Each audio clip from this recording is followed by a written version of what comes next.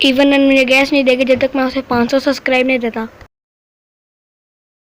اسی خوشی کی خاطر آپ اس کا خواب پورا کر دیں. یہ کہانی اس وقت کی ہے جب میں 12 سال کا ہوا کرتا تھا.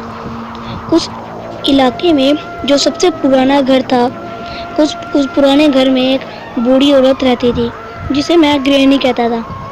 دراصل ہم سبھی اسے گرینی کہتے تھے. اس گرینی کا کوئی خیال رکھنے والا نہیں تھا، لیکن گرینی بہت سارے کمال کے کھانے پکاتی تھی اور وہ بچوں کو کھلاتی بھی تھی. لیکن پتہ نہیں کیوں کوئی بھی بچہ اس کے ساتھ رہنا پسند نہیں کرتا تھا.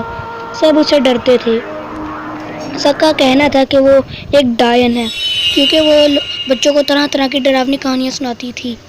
میرے موم اینڈ ڈیڈ کسی کام سے باہر جا رہے تھے اور انہوں نے مجھے کہا کہ وہ کچھ دن مجھے گرینی کے گھر پہ چھوڑ دیں گے. دراصل یہ بات مجھے تھوڑی سی عجیب لگی، بلکہ بہت زیادہ عجیب لگی. میں گرینی کے گھر پہ تھا. وہاں پہ میں نے بہت مزہ کیا.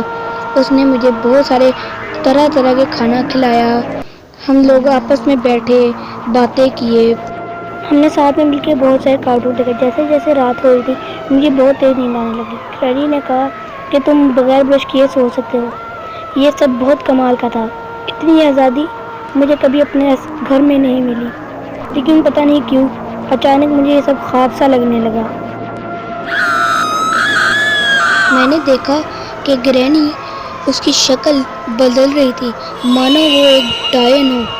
اس کی شکل آہستہ آہستہ ایک بہت ڈراؤنے ڈیول میں بدل گئی. ایسے لگ رہا تھا جیسے اب بہت کچھ برا ہونے لگا ہے. مجھے لگا کہ اب میں نہیں بچوں گا. تبھی میں زور سے چیخنے لگا.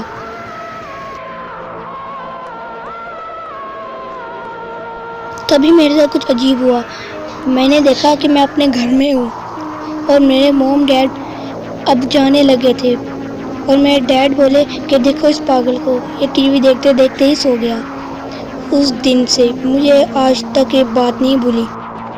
میں نے اپنے دوستوں سے بھی اسی خواب کے بارے میں پوچھا اور ان کا خواب بھی لفظ بائی لفظ میرے خواب کی طرح ہی تھا. اور ہم نے اپنی آنکھوں سے بھی دیکھا تھا کہ گرینی بہت خوش نظر آ رہی تھی. اس کی یہ خوشی صاف ظاہر کر رہی تھی کہ وہ ایک ڈائن ہے. ہمیں اس بات سے کوئی نقصان نہیں ہوا، لیکن 2 سال بعد گرینی کی موت ہو گئی. لیکن آج بھی لوگ کہتے ہیں کہ گرینی کا بھوت آج بھی اس گھر میں گھومتا رہتا ہے.